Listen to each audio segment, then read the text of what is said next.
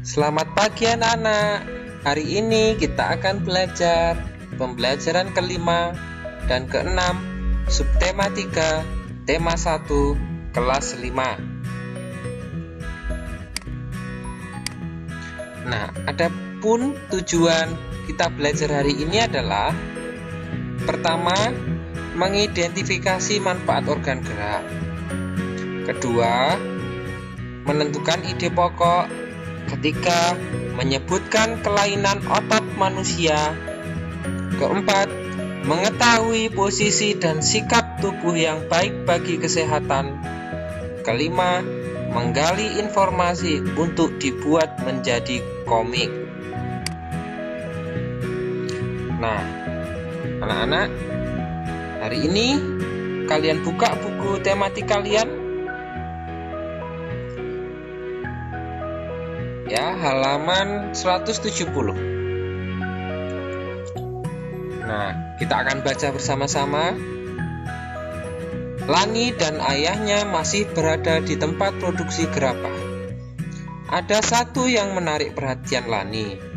Lani pun mencoba mencari tahu. "Kak, bentuk gerabahnya unik sekali." "Gerabah ini berbeda dari yang lainnya," ujar Lani penasaran. "Oh iya dek, gerabah ini sengaja dibuat berbeda dengan bentuk yang tidak biasa," jawab Kak Soleh, pengrajin gerabah. Kalau tidak salah, bentuknya mirip piala. Di atasnya ada yang berbentuk bola," tebak Lani. "Benar sekali dek, memang ini adalah piala yang akan diberikan kepada juara pertama turnamen bola voli tingkat kecamatan," kata Kak Soleh. "Tapi kenapa harus dari gerabah, Kak?" tanya Lani. "Ya, karena gerabah telah menjadi ciri khas dan identitas kecamatan ini. Lebih dari 60% masyarakat bermata pencaharian di bidang gerabah, mulai dari pekerja, pedagang, sampai pengusahanya," jawab Kak Soleh. "Oh begitu, bagus sekali Kak," puji Lani. "Oh iya, apakah kakak juga bisa bermain bola voli?" tanya Lani. "Kebetulan kakak adalah kapten tim bola voli kecamatan. Oleh karena itu kakak juga menjadi panitia turnamen bola voli kali ini," jawab Kak Saleh. "Wah, hebat sekali," kagum Lani. "Berarti kakak selalu menyiapkan kondisi tubuh jika sewaktu-waktu harus ikut bermain bola voli?" tanya Lani. "Iya Lani, kakak tetap rajin berolahraga untuk menjaga kelenturan otot-otot seluruh anggota badan, agar tidak mengalami cedera pada saat kakak bermain bola voli." Nah, anak-anak sudah mendengar cerita. Nah, sekarang kita buka halaman selanjutnya. Kita amati. Anak-anak, ada berbagai macam kelainan, gangguan, atau penyakit otot manusia. Yang pertama adalah hipertrofi. Hipertrofi adalah otot yang membesar dan menjadi lebih kuat karena sel otot diberikan kegiatan atau aktivitas yang terus-menerus secara berlebihan. Ya, ini ada kata kuncinya hiper. Hiper itu artinya berlebihan. Selanjutnya, artrofi. Artrofi adalah kelainan otot yang mengecil, lemah, fungsi otot yang menurun. Hal ini disebabkan adanya penyakit polimielitis yang dapat merusakkan sel saraf pada otot. Ya, ini kasihan sekali ya.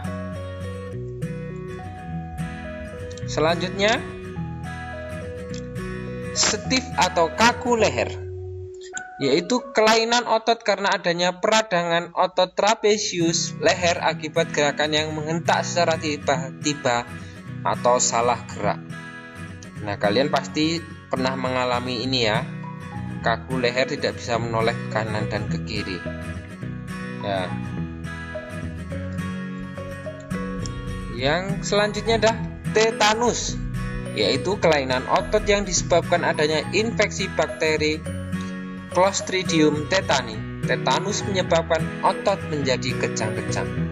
Nah, ini biasanya disebabkan karena kita misalnya ini menginjak paku yang berkarat, ya. Jadi kita kena besi yang berkarat, terus infeksi. Nah, infeksinya itu bisa menyebabkan ini ya, tetanus ya. Kayak anak-anak berhati-hati, selalu pakai alas kaki, sepatu atau sandal. Nah, ini adalah kelainan otot manusia ya. Selanjutnya kita ke halaman selanjutnya. Nah, ini kita lewati saja. Tapi kita boleh baca yang ini. Mencegah adalah lebih baik daripada mengobati. Dengan mengetahui berbagai kelainan dan gangguan pada otot manusia beserta penyebabnya, kita jadi bisa lebih berhati-hati dalam melakukan setiap gerakan dalam suatu kegiatan.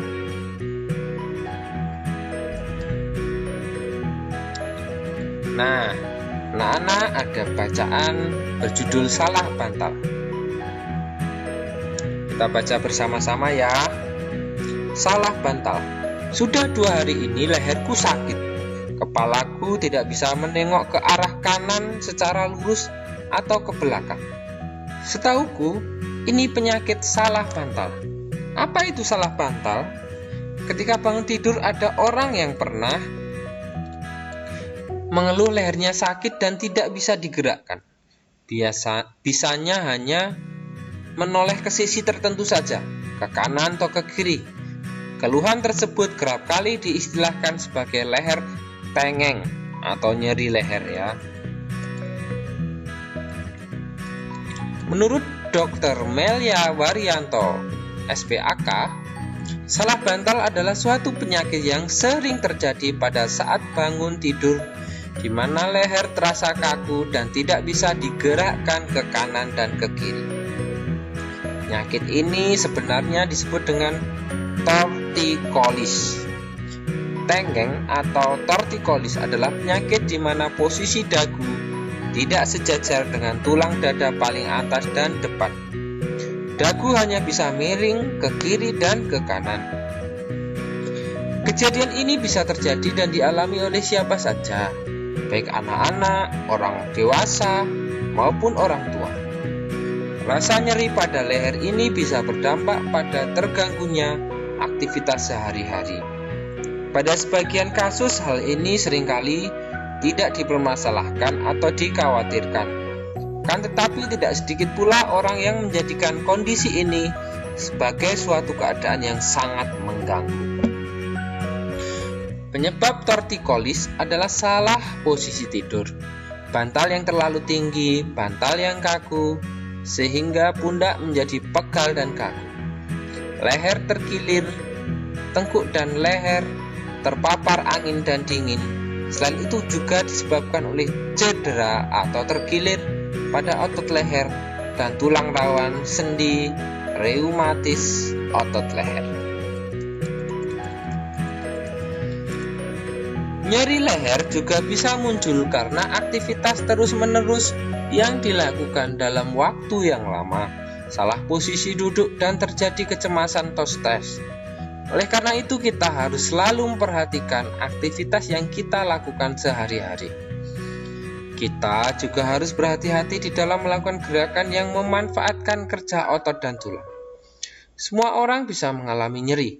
Hal ini disebabkan karena postur tubuh manusia yang berjalan tegak lurus. Posisi kepala di atas ditunjang oleh otot-otot leher dan tulang belakang. Jika otot-otot penyangga kepala tidak kuat dan tidak berada dalam posisi yang baik, maka bagian atas dari tulang belakang akan mudah tertarik dan menimbulkan nyeri. Penyakit ini juga dapat memberikan gejala seperti sakit kepala dan rasa aneh saat menggerakkan kepala. Apabila sudah terkena salah bantal, sebaiknya segera diobati dengan cara dipijat. Namun dalam memijat harus dilakukan secara berhati-hati. Jangan sampai justru menimbulkan masalah lain seperti salah urat. Pengobatan ini harus segera dilakukan agar tidak mengganggu aktivitas sehari-hari. Selain dengan memijat, sakit nyeri pada otot leher dan otot-otot pada bagian tubuh lainnya dapat diobati dengan menggunakan obat-obatan khusus untuk otot. Banyak macam dan jenis obat untuk sakit otot. Ada obat alami, ada pula obat kimia. Kita pun juga dapat melakukan perawatan sendiri di rumah. Misalnya dengan mengompres, menempelkan koyo hangat, dan mandi air hangat. Bagaimana cara agar terhindar dari penyakit salah bantal? Caranya sebagai berikut. Posisi tidur harus nyaman. Jangan menggunakan bantal yang terlalu tinggi dan keras. Jangan tidur dengan memakai kipas angin yang langsung menghadap tubuh. Pada saat tidur sebaiknya tidak satu posisi saja, bisa miring atau terlentang. Tidur jangan di atas kasur yang keras. Nah, berdasarkan bacaan di atas, temukan ide pokok masing-masing paragraf. Kalian perhatikan ada berapa paragraf tadi? Ada 10 paragraf ya. Nah, kita lihat ke atas.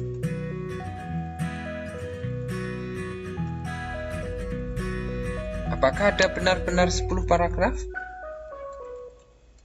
Ya. Ini paragraf pertama. Sudah 2 hari, ini leherku sakit.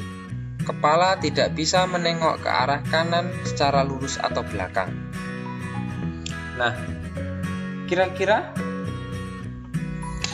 apa ide pokok dari paragraf pertama itu, anak-anak? Apa ide pokok dari paragraf pertama? Ya, betul.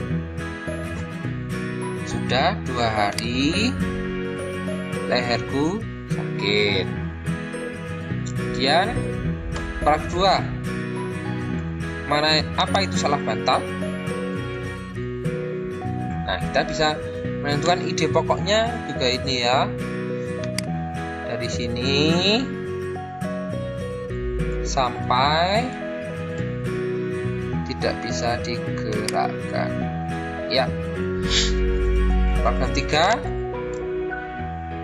Mana? Ya, dari sini sampai ya ini. Selanjutnya dari sini sampai orang tua. Selanjutnya ini sampai dingin ya.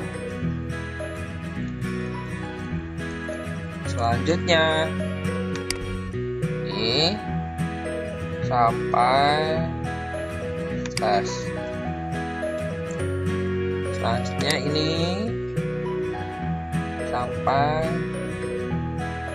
sampai nyeri ada. Kemudian apabila baiknya segera diobati dengan cara dipijat. Kemudian ini selain otot.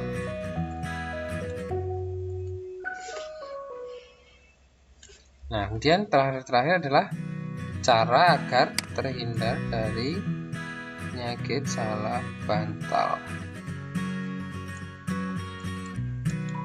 Nah, kita sudah bahas bersama-sama ya.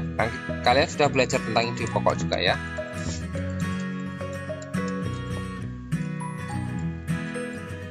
Nah, anak-anak, banyak aktivitas dan gerakan yang salah dapat menyebabkan gangguan otot manusia. Nah, pilihlah aktivitas atau gerakan yang terjadi sehari-hari atau orang-orang sekitarmu alami. Kemudian susunlah menjadi sebuah cerita komik. Tapi kita belajar komik dulu ya. Kita ingat-ingat lagi. Apa itu komik? Nah, Pak Guru akan tampilkan salah satu komik ya. Nah, ini.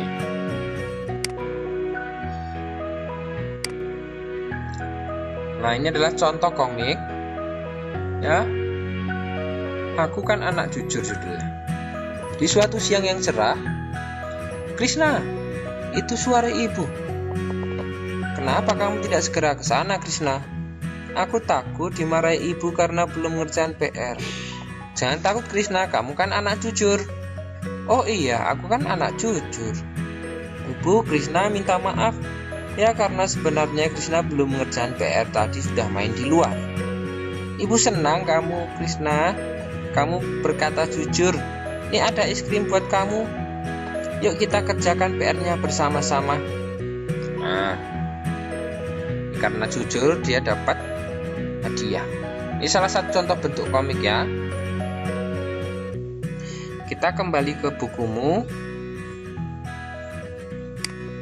Nah, kalau kalian lihat tadi ciri-ciri komik tadi apa?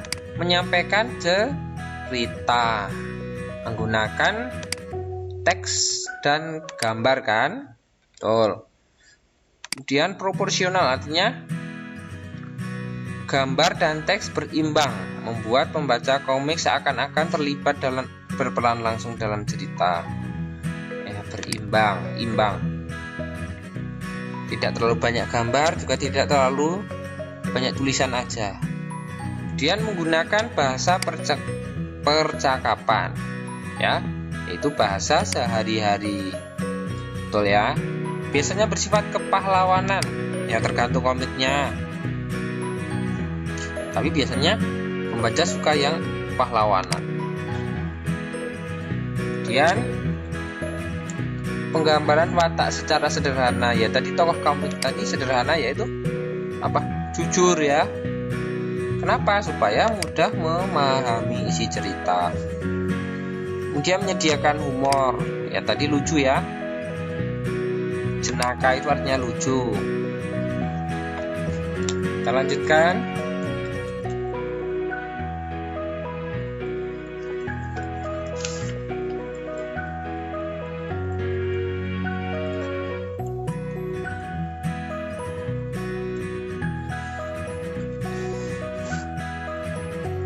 Nah, anak-anak, sekarang kita masuk ke pembelajaran 6. Nah, pembelajaran 6 ini kita gabung dengan pembelajaran 5 ya. Nah, anak-anak, ini ada cerita juga. Nah, kalian nanti bisa membaca cerita ini sendiri.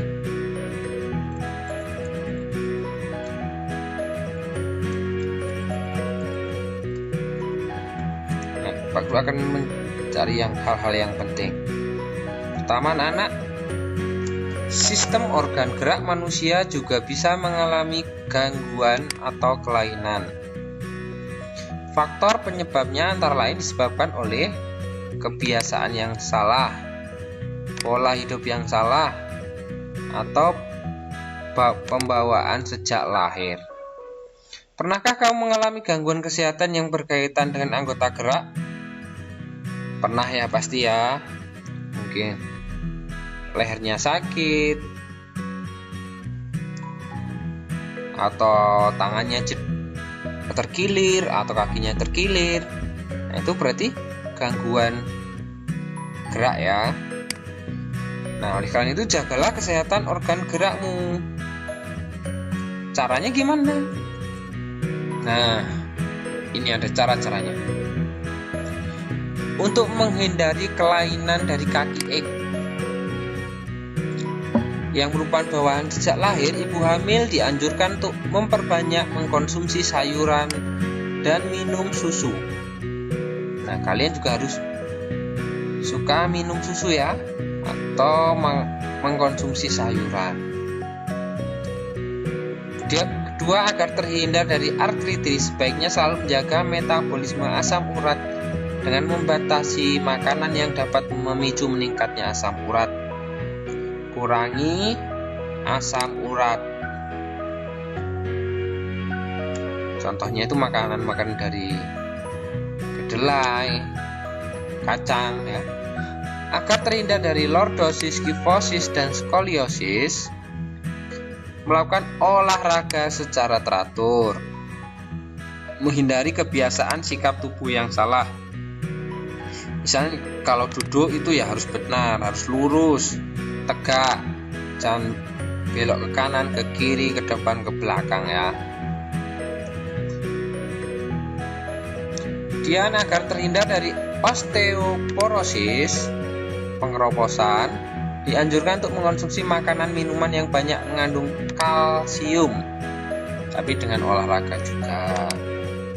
Agar terhindar dari rakitis, dianjurkan untuk banyak mengkonsumsi telur, susu, dan minyak ikan, serta berjemur di pagi hari.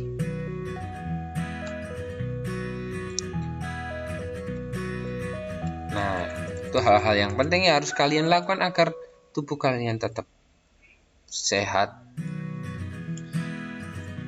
Nah, selanjutnya apa yang akan terjadi jika orang melakukan gerakan atau sikap seperti gambar? Anak-anak apakah membaca sambil tiduran ini bagus? Tidak ya. Dia nanti lehernya bisa sakit ya. Ini tidak boleh dicontoh ya. Kalau ini membawa beban yang tidak sesuai dengan kekuatannya, masa anak kecil bawa beras yang sangat berat, ini bisa sakit nanti ya. Ini tidak boleh juga, sakit ya. Apakah tidur seperti ini bagus anak-anak? Tidak, apalagi sambil buka mulut ya. Tidur yang baik adalah dengan badan yang lurus, tidak baik juga. Dia ini belajar, tapi kalau kalian lihat tidak lurus ya duduknya ya, dia mereng ke kiri. Ini juga buat penyakit ya, tulangnya akan bengkok. Tidak boleh. Nah, saat berjalan juga tidak boleh bungkuk ini tidak boleh. Terlalu tegak gini ya nggak boleh.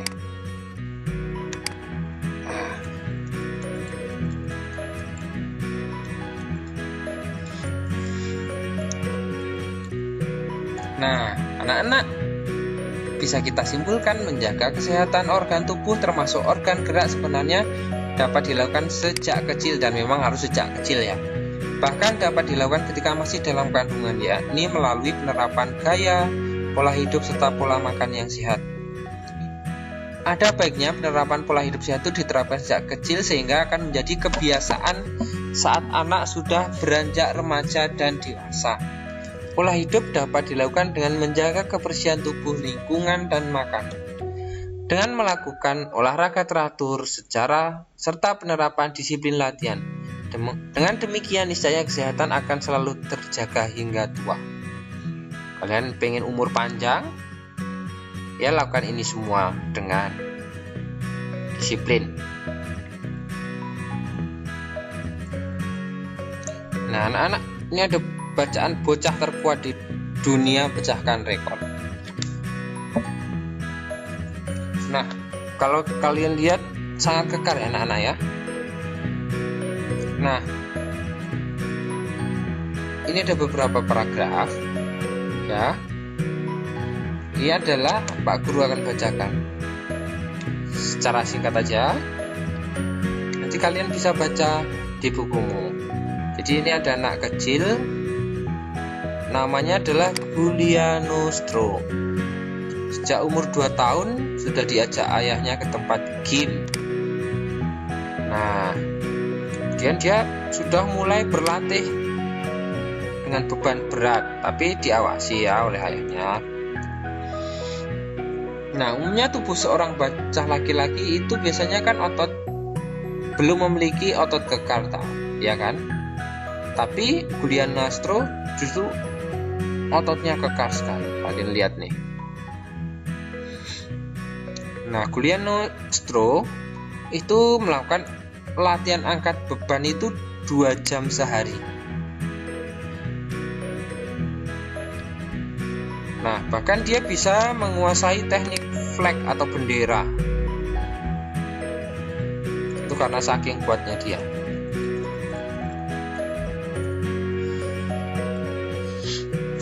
Nah, ini tidak lepas karena bantuan dari ayahnya ya.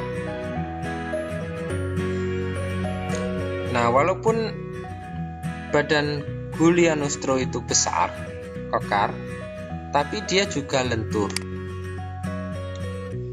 Nah, ayah Giulianostro memastikan bahwa program latihannya sama sekali tidak membahayakan, tidak bahaya, karena selalu diawasi. Dan Giulianostro juga senang, tidak merasa terbebani.